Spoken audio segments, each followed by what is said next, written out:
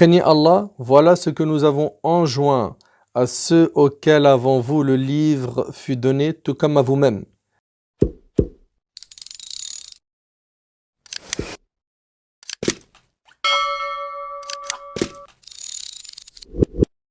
Bismillah, walhamdulillah, wassalatu wassalamu ala rasulillah wa ala alihi wa sahbihi wa man walah. Rabbi sharah li sadri wa yassir li amri wahlul 'uqdatan min lisani yafqahu qawli. Sachez mes frères et sœurs qu'il y a un mot qui a été cité dans le Coran plus de 100 fois.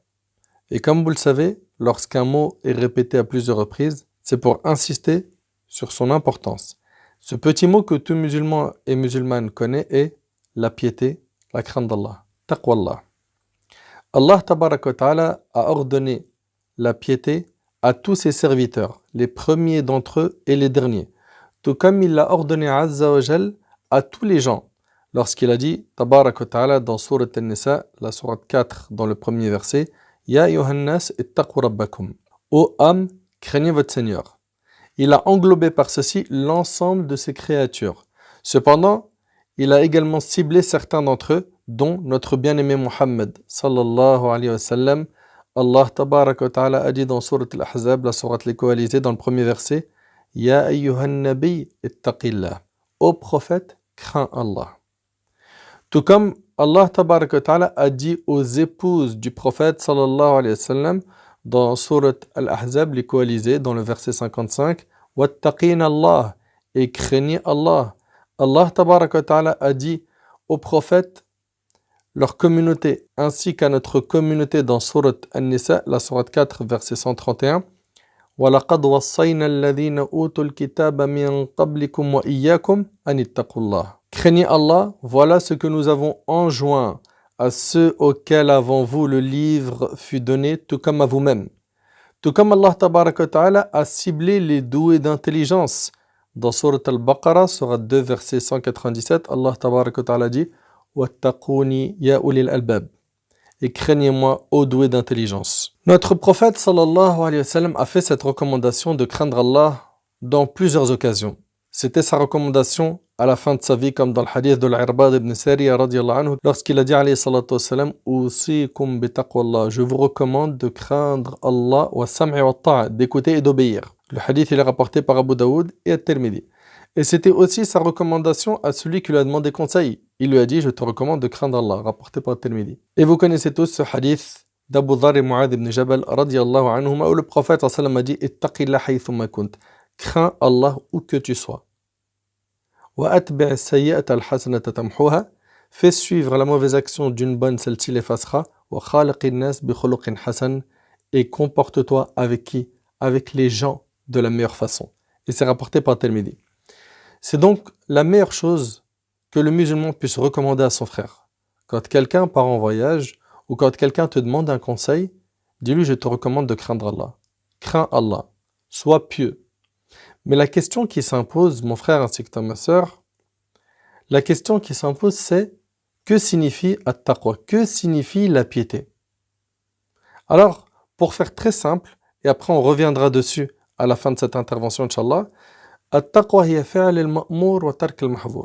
C'est faire ce qui est obligatoire et délaisser ce qui est interdit. Quelqu'un qui arrive à cela est quelqu'un de pieux. C'est quelqu'un qui craint Allah. Quelqu'un qui va faire ce qui est obligatoire et qui va s'écarter des interdits d'Allah tabaraka wa ta'ala. Le mot piété englobe tout ce que l'islam contient comme croyance, adoration et comportement. Et par conséquent, ce petit mot regroupe l'ensemble de la religion. Et parmi les choses qui montrent l'importance de la piété, c'est qu'Allah tabaraka wa ta'ala en a fait une condition afin que les actions soient acceptées. Subhanallah. Subhanallah. C'est pour cela que lorsqu'un mendiant est venu voir Abdullah ibn Umar ibn Khattab radiyallahu anhuma, ce dernier a dit à son fils, donne-lui un dinar. Et lorsqu'il s'en alla, son fils lui a dit qu'Allah accepte de ta part, ô mon père. Il a fait une aumône, il lui a fait une invocation pour qu'Allah subhanahu wa ta'ala accepte son aumône. Et là, regardez ce qu'Abdullah ibn Umar va dire, cet homme très intelligent, cet homme qui connaît bien sa religion. Méditez bien sur ses propos. Il va lui dire à son fils, si j'apprends qu'Allah a accepté de ma part, ne serait-ce qu'une prosternation, Subhanallah. C'est Abdullah ibn Omar. On connaît Abdullah ibn Omar dans son attachement à la sunna du prophète sallallahu alayhi wa sallam. C'était un savant parmi les compagnons, un pieux. C'est le fils de Omar ibn Khattab radiyallahu anhu. C'est pas n'importe qui. Il dit à son fils, si j'apprends qu'Allah a accepté de ma part une prosternation ou l'aumône d'un dinar, rien ne me sera préféré à part la mort. Subhanallah. S'il apprend qu'Allah a accepté de sa part une prosternation ou l'aumône d'un dinar, alors il en serait heureux. Qui d'entre nous aujourd'hui agit ainsi? Qui d'entre nous aujourd'hui a cet état d'esprit? Aujourd'hui, on fait beaucoup et on vise sur la quantité. Et nos ancêtres, ils visaient la qualité de l'œuvre. Voilà ce qui nous différencie d'eux. Une question, pourquoi est-ce que Abdullah ibn Omar a dit ces phrases à son fils? Vous savez pourquoi? Parce qu'il a compris qu'Allah tabarak wa ta'ala dit Innama yataqabbalu Allah min al-muttaqin. Allah n'accepte que de la part des pieux. Donc en fait, maintenant tu dois comprendre une chose, mon frère ainsi que toi, ma soeur, c'est que l'objectif de ta vie doit être de concrétiser la piété. La piété, elle se trouve où? Dans le hadith de Muslim, le prophète il a dit At-taqwa hahuna. Il a dit la piété se trouve ici. Et il a pointé avec son doigt le cœur. Donc tu comprends bien que l'objectif maintenant de ta vie doit être de purifier ton cœur afin d'avoir la taqwa, la piété. Malheureusement aujourd'hui, on vit une époque où on vise les apparences, uniquement l'apparence et on abandonne notre cœur, ou bien on va faire des adorations, mais on va viser la quantité et non la qualité de l'action. Sois donc vigilant, mon frère ainsi que toi, ma soeur, afin que tes œuvres soient acceptées, car Allah n'accepte que des pieux. Dans cette vie, on a tendance à prendre beaucoup de provisions avec nous. C'est-à-dire qu'on va mettre le paquet pour faire quoi? Pour être propriétaire, manger les meilleurs plats, charger le frigo, avoir une bonne voiture. On va prendre tout ce qu'on peut de la vie d'ici-bas. Alors que s'il y a une provision que tu dois prendre avec toi et sur laquelle tu dois tout miser, c'est la piété. Allah tabaraka wa ta'ala dans Surat al-Baqarah a dit, et écoutez attentivement s'il vous plaît ce qu'Allah Azza wa Jalla a dit. Il a dit dans Surat al-Baqarah, Surat 2, verset 197, وَتَزَوَّدُوا فَإِنَّ خَيْرَ الزَّادِ التَّقْوَى. Et prenez vos provisions. Mais vraiment, la meilleure provision est la piété. La meilleure chose que tu pourrais prendre avec toi en quittant ce monde, c'est la piété. Celui qui a peur pour sa vie et pour sa mort, qu'il craigne Allah. Car c'est la seule vraie assurance. C'est la seule vraie assurance. Allah tabarak wa ta'ala dit dans Surat al-Talaq, Surat 65, versets 2 et 3, وَمَن يَتَّقِ اللَّهِ يَجْعَلْ لَهُ مَخْرَجًا وَيَرْزُقْهُ مِنْ حَيْثُ لَا يَحْتَسِبُ. Et quiconque craint Allah, il lui donnera une issue favorable et lui accordera ses dons par des moyens sur lesquels il ne comptait pas. Tu as peur pour tes enfants? Tu as peur pour tes petits-enfants? Regarde ce qu'Allah tabarak wa ta'ala dit dans Surat An-Nisa, Surat 4, verset 9. وَلْيَخْشَى الَّذِينَ لَوْ تَرَكُوا مِنْ خَلْفِهِمْ ذُرِّيَّةً ضِعَافًا خَافُوا عَلَيْهِمْ فَلْيَتَّقُوا اللَّهَ وَلْيَقُولُوا قَوْلًا سَدِيدًا. Que la crainte saisisse ceux qui laisseraient après eux une descendance faible et qui seraient inquiets à leur sujet. Vous avez peur pour vos enfants? Vous avez peur de mourir et de les laisser? Vous voulez leur garantir un bon avenir? Craignez Allah. Allah subhanahu wa ta'ala, il dit qu'ils redoutent donc Allah et qu'ils prononcent des paroles justes. Taqwa Allah, la piété, la crainte d'Allah. On a un exemple concret du fruit de la piété des parents dans Surat Al-Kahf, Surat 18, verset 82. Allah tabaraka wa ta'ala, il nous dit وَأَمَّا الْجِدَارُ فَكَانَ لِغُلَامَيْنِ يَتِيمَيْنِ فِي الْمَدِينَةِ وَكَانَ تَحْتَهُ كَنْزٌ لَهُمَا وَكَانَ أَبُوهُمَا صَالِحًا فأراد ربك أن يبلغا أشدهما ويستخرجا كنزهما رحمة من ربك. Et quant au mur, il appartenait à deux garçons orphelins de la ville. Et il y avait dessous un trésor à eux. Et leur père était un homme vertueux. Et leur père était un homme vertueux. Ton Seigneur a donc voulu que tous deux atteignent leur maturité et qu'ils extraient eux-mêmes leur trésor par une miséricorde de ton Seigneur. Qu'est-ce qui a fait que ces enfants ont pu jouir de ce trésor? C'était que le père était pieux. Allah leur a accordé un trésor. Par quoi? Par la piété du père. Leur père était un homme vertueux. La crainte d'Allah, c'est mettre un mur entre toi et le châtiment d'Allah. Crains Allah subhanahu wa ta'ala où que tu sois. Où que tu sois. Après, je te rassure, mon frère ainsi que toi, ma sœur, on fait tous des péchés. Tu me vois habillé avec un qamis blanc, avec la barbe. Certains se disent, lui, qu'est-ce qu'il est pieux, qu'est-ce qu'il est proche d'Allah. J'entends des fois des paroles similaires. Alors, on est tous dans le même bateau. D'accord? On est tous dans le même bateau, le bateau des pécheurs. Et Allah, tabaraka wa ta'ala, par sa miséricorde et sa grâce, il couvre les fautes. Et on se doit de garder en tête que peu importe les péchés qu'on a commis, Allah, tabaraka wa ta'ala, est pardonneur et miséricordieux. Allah Azzawajal pardonne à ceux qui demandent le pardon. Dans le hadith d'Abi Huraira qui est rapporté par l'imam Muslim, le prophète a dit « Par celui qui détient mon âme dans sa main, si vous ne faisiez pas de péché, Allah vous emporterait et amènerait d'autres que vous pour qu'ils fassent des péchés et pour qu'ils prient Allah exalté de les absoudre et il les absoudrait. » Ce hadith n'encourage pas à faire des péchés, mais il parle de l'état des gens. On est tous des pécheurs, tous dans le même sac. Il faut que tu gardes espoir en Allah tabarak wa ta'ala. Et rappelle-toi le hadith de Anas radiyallahu anhu qui est rapporté par l'imam al-Tirmidhi où le prophète alayhi salatu wasalam dit qu'Allah subhanahu wa ta'ala dit ô fils d'Adam, tant que tu m'invoques et que tu espères en moi. Deux choses. Invoque Allah et espère en Allah. Tant que tu m'invoques et que tu espères en moi, je t'absoudrai ce qui s'est produit de toi sans me soucier du nombre de tes péchés. Ô fils d'Adam, si tes péchés atteignent les nuages du ciel, et que tu me demandes pardon, je te pardonnerai sans me soucier du nombre de tes péchés. Ô fils d'Adam, si tu viens à moi avec la contenance de la terre comme péché, et que tu me rencontres sans rien m'associer, je t'apporterai sa contenance en absolution. Subhanallah, t'imagines un petit peu? C'est-à-dire qu'Allah tabaraka wa ta'ala, il est miséricordieux. Aujourd'hui, on va dire qu'un tel a réussi sa vie, un tel cartonne. Pourquoi? Parce qu'il a beaucoup d'argent, parce qu'il occupe tel poste, parce qu'il a tel passeport, parce qu'il est de telle origine. On va en fait miser, je vous le dis, je le répète, sur le matériel. Et avec le matériel, certains leurs critères pour évaluer les gens, c'est quoi? C'est le matériel. Allah tabaraka wa ta'ala n'évaluera pas les gens par le matériel, mais par la piété. Allah Azza wa Jal nous dit Inna akramakum indallah atqakum, inna Allah alimun khabir. Le plus noble d'entre vous auprès d'Allah est le plus pieux. C'est dans Surat al-Hujurat, Surat 49, verset 13. L'imam Ibn al-Jawzi rahimahullah a cité la cause de la révélation de ce verset dans Zad al-Masir. Le prophète après s'être absenté de la Mecque 10 ans, il y retourne pour conquérir Mecca. Il y va avec des compagnons, comme vous le savez, ils sont nombreux le jour de la conquête de la Mecque. C'est 10 000 personnes qui accompagnent le prophète sallam. Bilal radiyallahu anhu en fait partie. Il est avec le Nabi sallallahu alayhi wa sallam. Bilal radiyallahu anhu qui avait été torturé, Bilal radiyallahu anhu qui avait été maltraité à l'époque.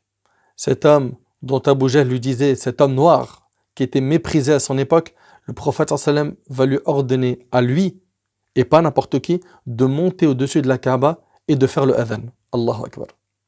Bilal radiyallahu anhu. Pourquoi au-dessus de la Kaaba? Pour que les kuffars qui prétendent que Bilal est un moins que rien, parce que c'est un noir, sachent qu'il a une valeur énorme auprès d'Allah et que c'est le seul qui montera au-dessus de la Kaaba. Il fit donc le adhan à ce moment et il y avait 3 personnes présentes, dont Abu Sufyan qui venait de se convertir et 2 personnes qui faisaient partie des kuffars. Il y avait Al-Harith ibn Hisham et Attab ibn Usayd. Eux, ils étaient encore mécréants. Attab ibn Usayd, quand il a vu Bilal faire le adhan, il a dit 2 phrases.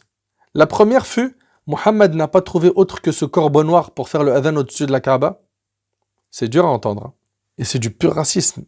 La deuxième phrase qu'il a dit, juste après, c'est par Allah, Allah a fait grâce à mon père Usayd, qu'il mourut avant de voir ce que je vois aujourd'hui. C'est-à-dire le fait que Bilal fasse le adhan au-dessus de la Kaaba. À ce moment-là, Al-Harith ibn Hisham lui a dit par Allah, si je savais que Muhammad était sur la bonne voie, je l'aurais suivi. Il veut dire par là qu'il n'est pas sur la bonne voie. Le troisième qui est Abu Sufyan, qui venait juste de se convertir à l'islam depuis quelque temps, depuis quelques heures, il a dit quant à moi, je ne dirai aucun mot de peur que si je parle, les pierres partent rapporter ce que je dis au prophète sallallahu alayhi wa sallam. Pendant que les 3 hommes étaient debout seuls, le prophète sallallahu alayhi wa sallam vint les voir et leur a dit je sais que tu as dit telle et telle chose au Attab. Et toi, Al-Harith, je sais que tu as dit telle et telle chose. Ainsi que toi, Abu Sufyan, je sais ce que tu as dit. Attab a donc dit par Allah, celui qui t'a informé n'est autre qu'Allah, et il a dit Ashhadu an la ilaha illallah wa ashhadu anna Muhammadan Rasulullah. Et il s'est converti ce jour-là. Et c'est à cet instant précis qu'Allah Azza wa Jal révèle à ce verset le plus noble d'entre vous auprès d'Allah, c'est le plus pieux. Nous, on a de la valeur auprès d'Allah par notre piété, pas par notre couleur de peau, pas par notre rang social, pas par notre âge, pas par notre proximité aux gens qui ont de l'argent, aux gens du pouvoir, etc. Le plus noble d'entre vous auprès d'Allah est qui? Est le plus pieux. Allah tabaraka wa ta'ala ici donne une grande leçon à l'humanité à travers ce verset. Et regardez ce que le prophète sallallahu alayhi wa sallam a dit dans le hadith de Jabr radiallahu anhu. Le prophète sallallahu alayhi wa sallam a dit aux gens, sachez que votre Seigneur est unique et que votre Père est unique.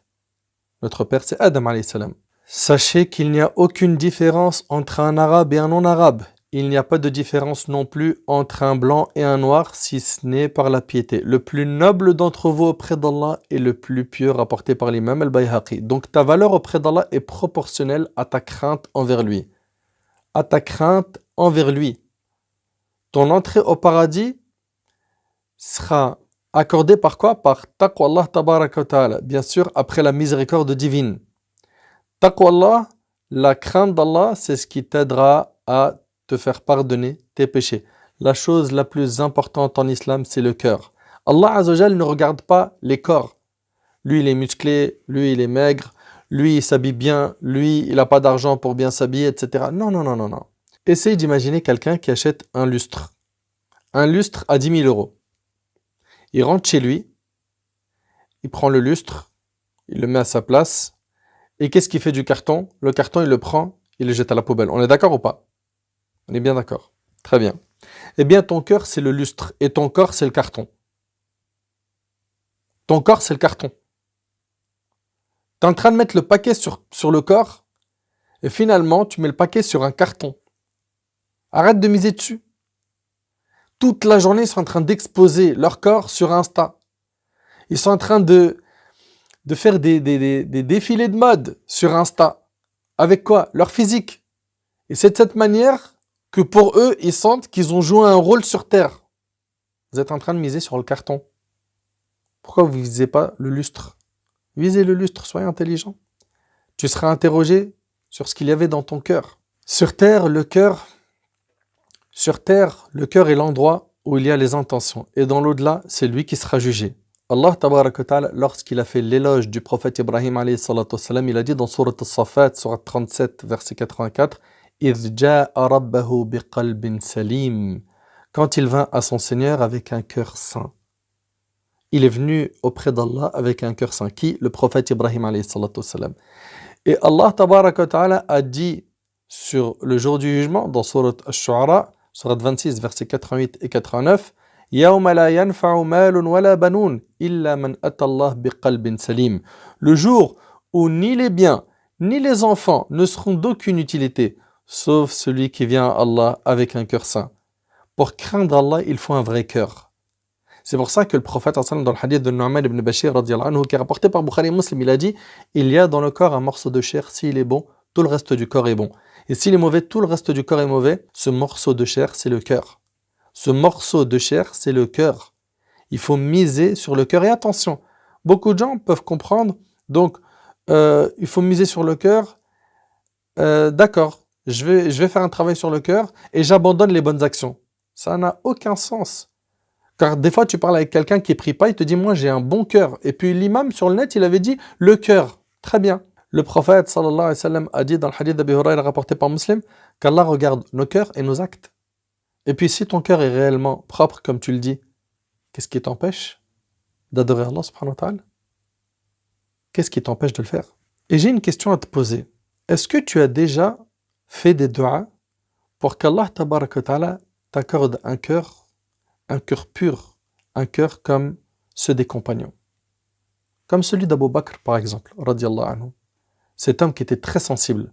D'ailleurs, quand il a remplacé le prophète sallallahu alayhi wa sallam dans sa maladie de mort, qu'est-ce qu'il a été rapporté? Il a été rapporté par Aïcha radiyallahu anha, qui est l'épouse du prophète sallallahu alayhi wa sallam, en même temps la fille d'Abu Bakr, que Abu Bakr, quand il prie, quand il dirige la prière, il pleure tellement qu'on ne sait pas qu'est-ce qu'il récite. Vous imaginez? sache que celui qui a un vrai cœur ressent le bonheur dans l'adoration. Il ressent le bonheur quand il est en train de faire la prière. Beaucoup d'entre nous ont le cœur rempli de la vie d'ici-bas. Moi, j'aimerais qu'aujourd'hui on fasse un clic droit et on vide la corbeille. La corbeille du cœur qui est blindée de projets dans la vie d'ici-bas. Il n'y a que ça. J'ai pas dit qu'on n'a pas le droit d'avoir de projets. J'ai pas dit qu'on n'a pas le droit de se projeter. J'ai pas dit qu'on n'a pas le droit de monter un business, une affaire, être auto-entrepreneur. Mais le problème, c'est que dans notre cœur, malheureusement, il y a quasiment que ça. Je ne généralise pas, mais un grand nombre d'entre nous se reconnaissent. Et je n'ai pas dit non plus qu'on n'a pas le droit d'aimer nos proches, les membres de notre famille. Non. Tu aimes ta mère, tu aimes ta femme, tu aimes tes enfants. Ça, c'est normal et c'est naturel. Et tu les aimes pour Allah subhanahu wa ta'ala. La crainte d'Allah. La crainte d'Allah. Le prophète alayhi salatu wassalam, a dit: certes, Allah ne regarde pas vos corps ni vos images, mais il regarde vos cœurs et vos actes. Je vous le rappelle, il ne regarde pas nos corps ni nos images, mais nos cœurs et nos actes. Ton cœur, s'il est propre, tu vivras heureux sur terre. Tu vivras heureux dans ta tombe, tu seras bien accueilli dans ta tombe. Et tu seras heureux et en sécurité le jour du jugement. Dans le cas contraire, ça sera malheur sur terre, malheur dans la tombe et malheur dans l'au-delà. Wal'iyadu billah. Allah tabarak wa ta'ala dit dans Surat Al-Hadid, Surat 57, verset 16, Alam ya'ni lilladhina amanu an takhsha'a qulubuhum li dhikrillah. Ce verset, il a été la cause du repentir de beaucoup de gens dans le passé. Le moment n'est-il pas venu pour ceux qui ont cru que les cœurs s'humilient à l'évocation d'Allah? Certains diront: moi, mon frère, mon cœur, il est trop fatigué. Je dirais même il est mort. Je ressens plus rien. C'est trop compliqué pour moi de redémarrer une fois. J'arrive pas. J'aimerais, j'arrive pas.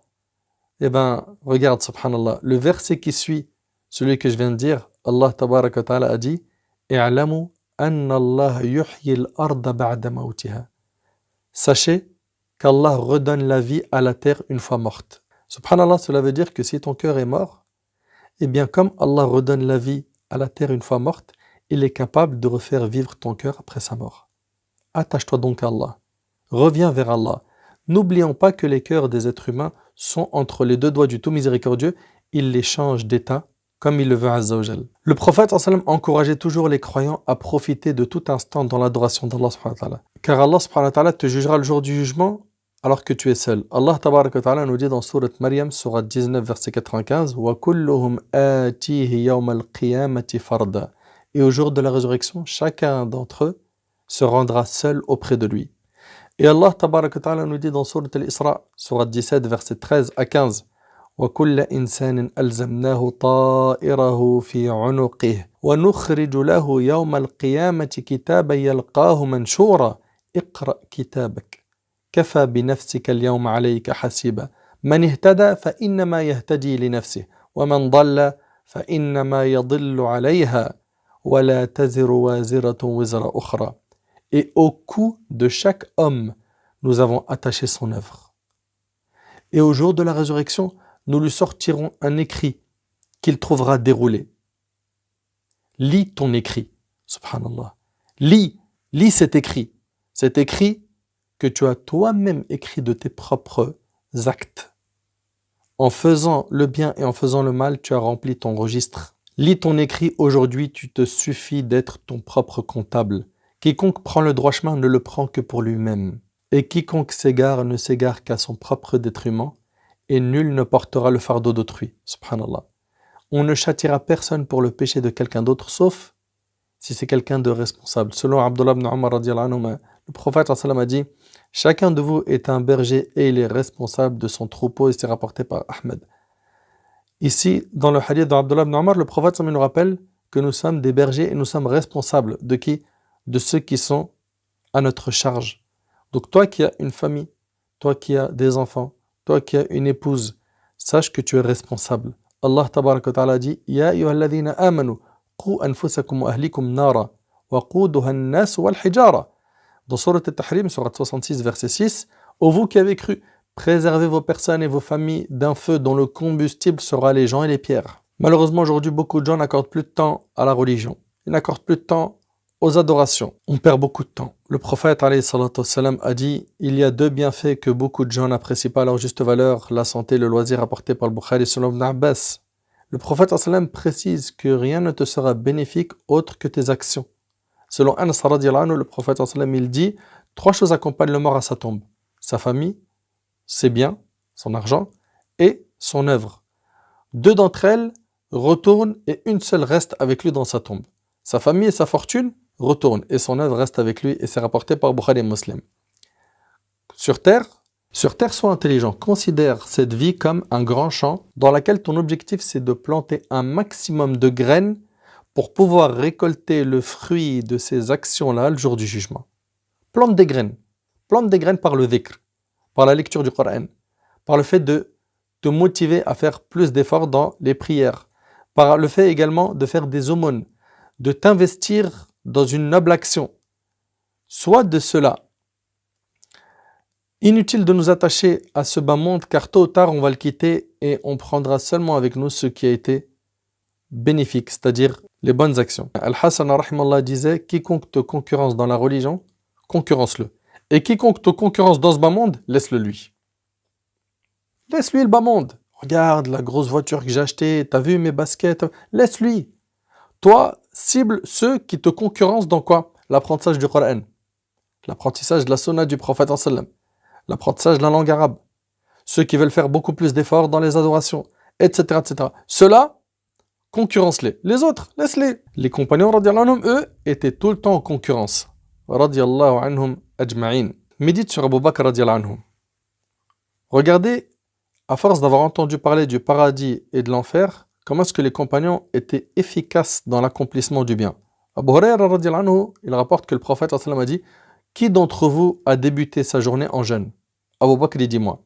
Qui d'entre vous a accompagné un mort à sa demeure dernière? C'est-à-dire, il a suivi le cortège funéraire jusqu'à l'enterrement. Abu Bakr, il dit moi. Lequel d'entre vous a nourri un nécessité aujourd'hui? Abu Bakr, dit moi. Qui d'entre vous a visité un malade? Abu Bakr, dit moi. Vous imaginez, en un jour, sa motivation elle était vraiment remarquable. Le prophète sallallahu alayhi wa sallam a dit, celui qui accomplit tous ces actes entrera au paradis, c'est rapporté par l'imam Muslim. Et regarde avec moi cette scène, celle de Khaytham ibn al-Harith avec son fils Saad. Dans la bataille de Badr, le prophète sallallahu alayhi wa sallam n'a pas obligé aux compagnons de sortir, mais il leur a recommandé de s'emparer de la caravane de Quraysh.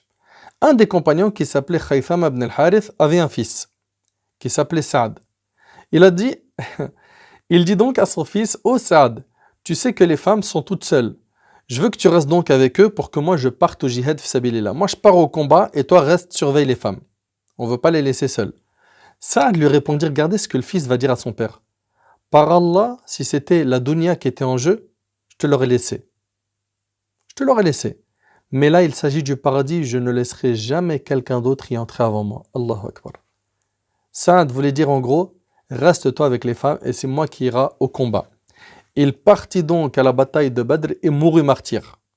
Les compagnons sont allés féliciter son père du fait que son fils tomba martyr et le père répondit, par Allah, il a gagné. Il a été plus intelligent que moi. Je l'ai vu hier dans mon rêve, heureux, dans les fleuves du paradis, mangeant de ses fruits et de ses arbres et me disant, ô Père, rejoins-nous, car nous avons bien trouvé ce qu'Allah nous avait promis. Allahu Akbar. Quand il s'agit du paradis, il faut que tu sois le premier. C'est comme dans une course, te dis pas, si je suis dans les 3 premiers, c'est bon. Non, non, non, tu dois être le premier. Le premier. Regardez la motivation des compagnons. Dans un autre hadith rapporté par l'imam Ahmad, le prophète sallallahu alayhi wa sallam marchait avec Abu Bakr et Omar. Il passe devant la maison de Abdullah ibn Mas'ud radiyallahu anhu, ce noble compagnon. Et ce moment-là, c'était le dernier tiers de la nuit. Ils l'ont vu en train de faire Qiyamul Layl. Ça, c'est l'état du croyant. Il prie la nuit. Et subhanallah, vous savez très bien que dernier tiers de la nuit, Allah tabaraka wa ta'ala descend au ciel de ce monde et il dit à Azzawajal, je suis le roi qui m'adresse des demandes afin que je les exauce, qui me demande pour que je lui donne, qui me demande pardon pour que je lui pardonne. Et il reste ainsi jusqu'à la lumière de l'aube. C'est rapporté par Bukhari et Muslim et cette version c'est celle de Muslim selon Abu Hurayra radiyallahu anhu. Donc je reviens à notre histoire. Abu Bakr et Omar ils sont avec le prophète sallam et ils passent devant la maison d'Abdullah ibn Mas'ud qui dans une version est en train de réciter Surat An-Nisa, la sourate 4. Quand il finit sa prière et avant de faire le salam, le prophète sallam dit à ses 2 compagnons, celui qui désire entendre le Coran comme il fut révélé dans sa fraîcheur, qu'il l'entende de la bouche d'Ibn Abd. Ibn Abd, c'est Ibn Mas'ud. Abdullah ibn Mas'ud ne savait pas qu'ils étaient dehors. Après sa prière, il a invoqué Allah subhanahu wa ta'ala. Après sa prière, il invoqua Allah Azzawajal, puis le prophète sallam a dit, Sal tu'ta, demande, il te sera accordé ce que tu veux. Donc tout ce qu'Abdullah ibn Mas'ud radiyallahu anhu va faire comme invocation sera exaucé par Allah subhanahu wa ta'ala. Abdullah ibn Mas'ud a invoqué Allah par 3 invocations que j'aimerais qu'on les apprenne. Il a dit: Oh Allah, accorde-moi une foi inébranlable. Allahumma inni as'aluka imanan la yartad. Son plus grand objectif, c'est quoi? C'est de rester guidé sur la bonne voie. Et ensuite, il a dit: et un bonheur qui ne s'épuise pas. Wa na'iman la yanfad. Il parle bien sûr du paradis. Et la compagnie de ton prophète dans les hauts degrés du paradis éternel. Wa murafaqata nabiyyika sallallahu alayhi wa sallam fi a'ali jinan al-khuld. À ce moment-là, le prophète sallallahu alayhi wa sallam a dit Amin. Amin, c'est-à-dire oh Allah, exauce l'invocation.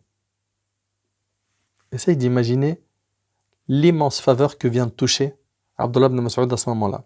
Et regardez maintenant la concurrence des compagnons. Omar radiyallahu anhu s'est dit: aujourd'hui, après Salat al-Subh, j'irai voir Abdullah ibn Mas'ud et je lui annoncerai la bonne nouvelle. Comme quoi le prophète sallallahu alayhi wa sallam a dit Amin à son invocation. Je ferai tout pour y aller avant Abu Bakr, car je n'ai jamais réussi à faire quelque chose avant lui. C'est toujours le premier dans tout. Allahu Akbar. Après la prière de Subh avec le prophète sallallahu alayhi wa sallam, Omar radiyallahu anhu prit un raccourci en se précipitant vers Ibn Mas'ud. Arrivé chez Ibn Mas'ud, il trouve Abu Bakr qui sort de chez lui. Il lui avait déjà annoncé la bonne nouvelle. Omar a dit: je ne réussirai jamais à faire quelque chose de bien avant toi, ô Abu Bakr. Est-ce que vous voyez la concurrence qu'il y avait entre les compagnons? Mais il va falloir à un moment se réveiller un petit peu. Regardez les objectifs qu'avaient nos pieux prédécesseurs, regardez ce qu'ils visaient, regardez comment ils étaient très motivés et comment ils tiraient les gens vers le haut. Et aujourd'hui, comment nous, on tire les gens vers le bas, vers le péché, vers la médiocrité. À un moment donné, il va falloir se poser des questions. Surtout toi qui es influenceur, surtout toi qui es suivi, surtout toi qui as de l'audience, surtout toi qui cherches à avoir de l'audience. Tu veux que les gens te suivent, pourquoi? La beauté de ta coupe? Ah, parce que tu es musclé. Tu vas beaucoup à la salle de sport, donc il faut que tu montres les tablettes de chocolat. C'est n'importe quoi tout ça. Ça vaut zéro. Ça vaut zéro. Ce que tu dois cibler, c'est le lavage du cœur. Et que tu essayes d'aider les gens à laver leur cœur.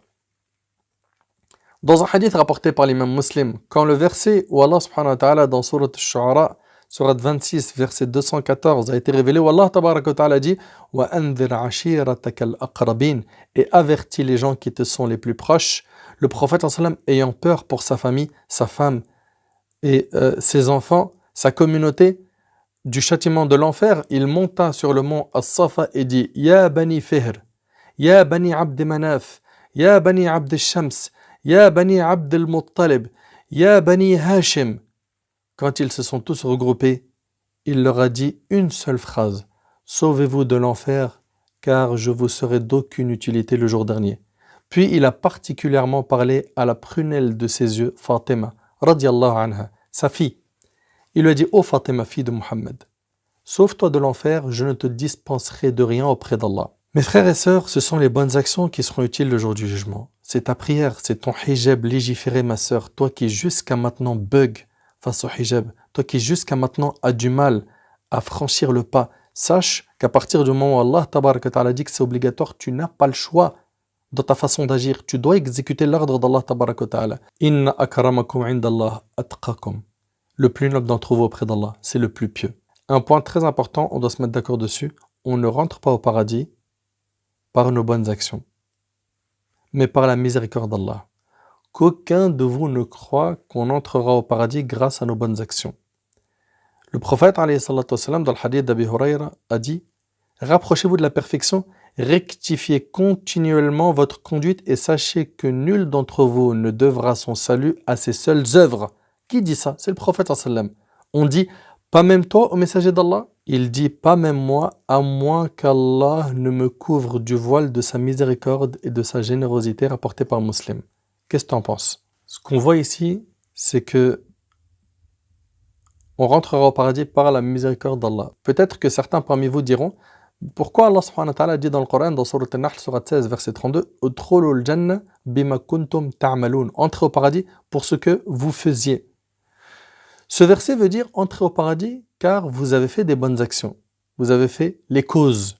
Comprends que tes bonnes actions ne valent pas ou ne sont pas égales à ton entrée au paradis. Car si Allah tabaraka ta'ala te juge sur un seul de ces bienfaits, il se pourrait que ce bienfait-là dépasse toutes tes hasanat.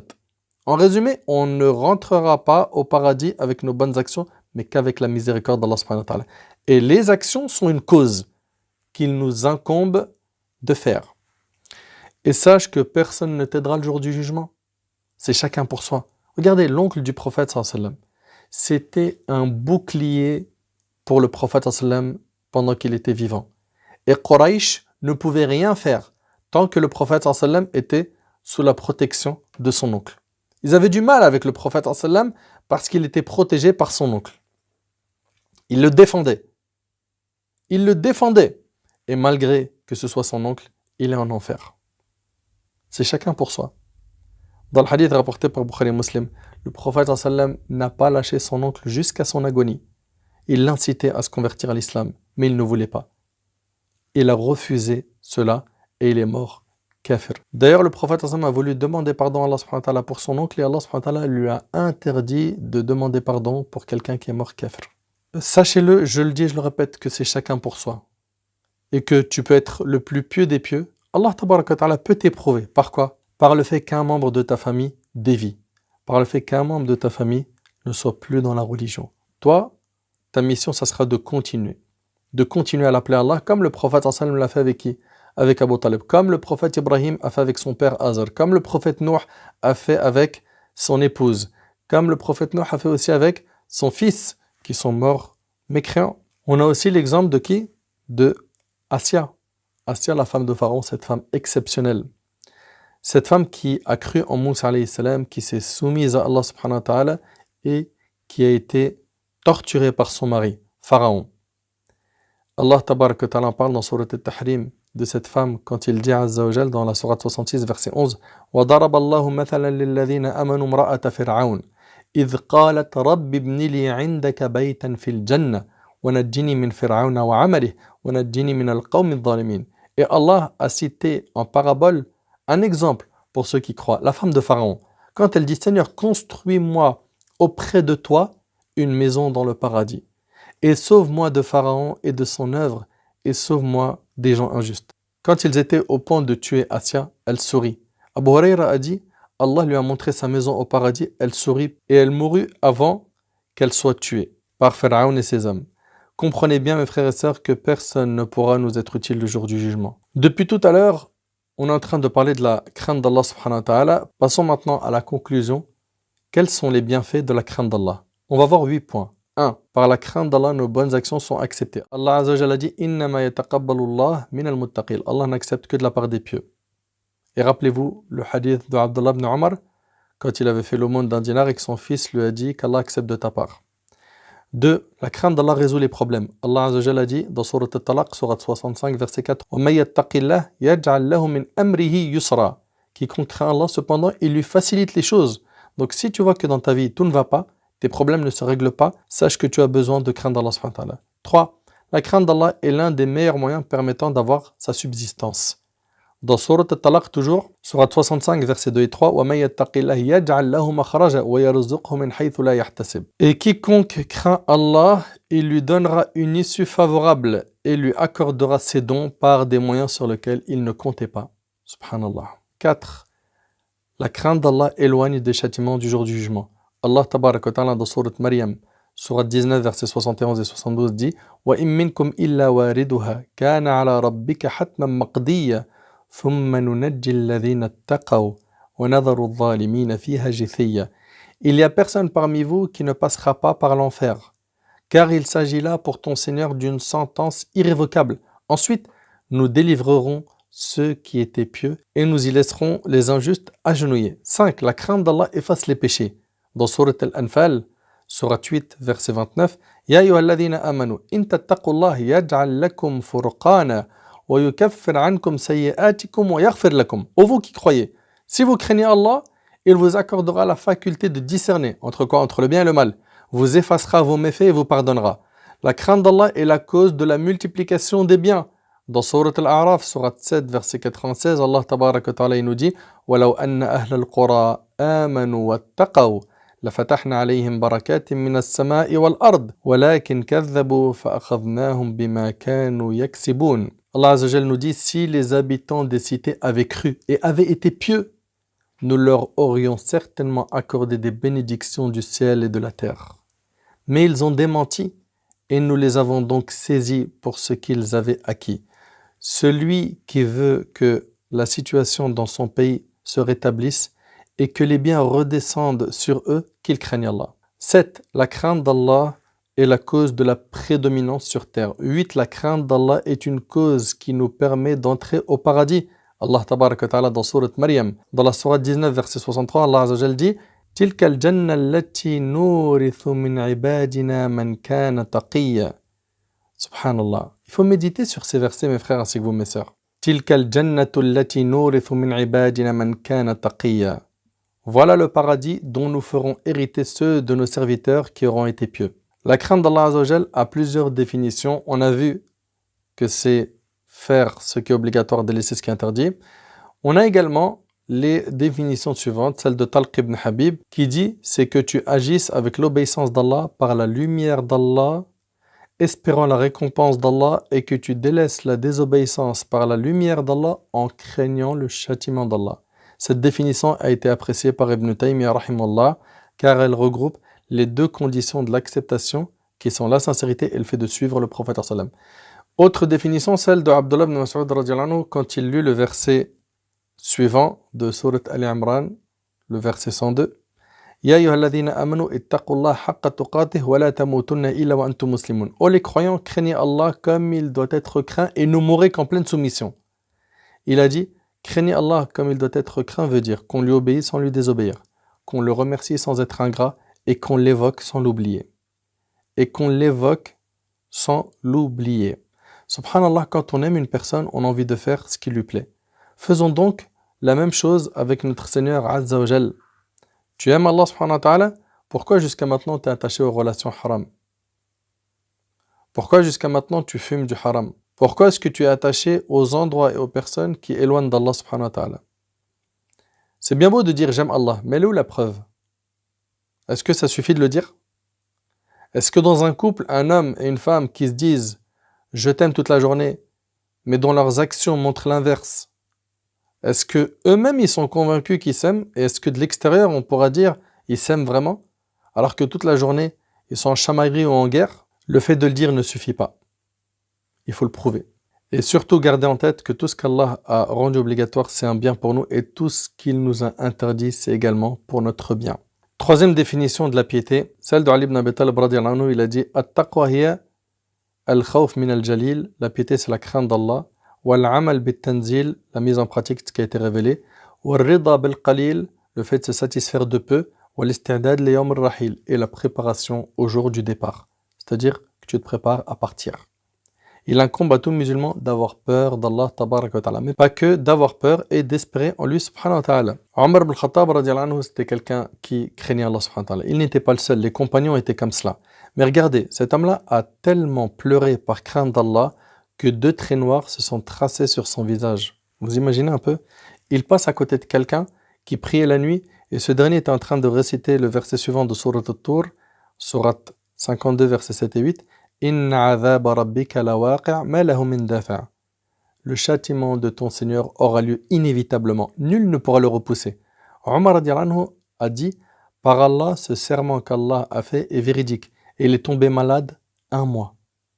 1 mois. Les gens, ils allaient le visiter sans savoir quelle était la cause de sa maladie. Allahu Akbar. La sensibilité de leur cœur. Si réellement tu crains Allah, tu réfléchiras 1000 fois avant de faire un péché. Tu sais, mon frère, ainsi que toi, ma soeur, si tu persistes dans le péché et que tu meurs sur ce péché, c'est chaud pour toi. C'est ça le problème. C'est qu'on ne sait pas comment on va mourir. Et on sera ressuscité de la même manière dont on est mort. Tu veux être ressuscité le jour du jugement avec quoi? Un joint, de la drogue dans ta main? Tu veux être ressuscité avec une bouteille d'alcool dans la main? Tu veux être ressuscité avec un casque où tu es en train d'écouter du son? Tu veux être ressuscité de quelle manière le jour du jugement? Pose-toi la question. Ce bas monde-là en a piégé plus d'un et le prophète sallam a dit attention, ce bas monde est maudit, maudit tout ce qu'il contient, sauf quoi? Sauf l'évocation d'Allah.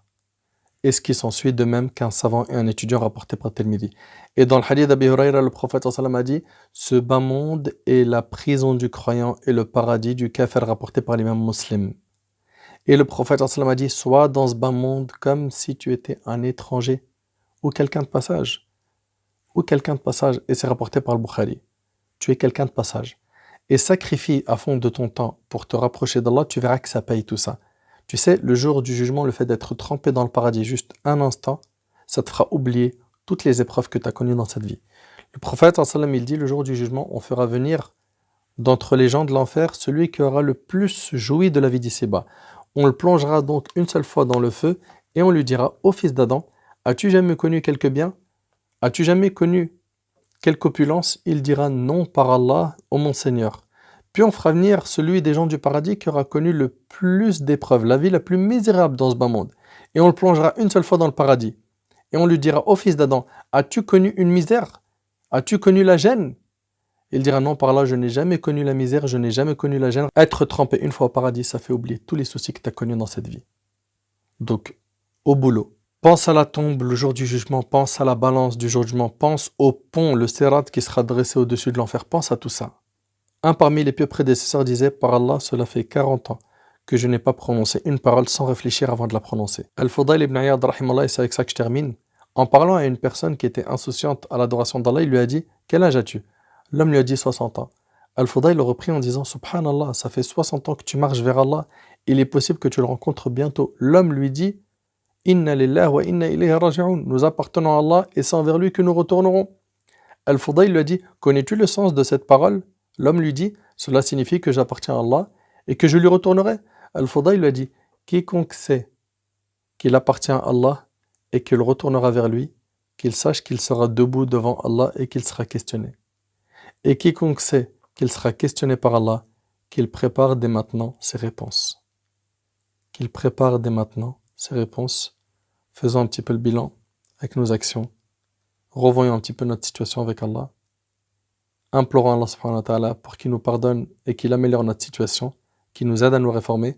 أسأل الله سبحانه وتعالى أن ينفعني بما قلت وأن ينفعكم بما سمعتم.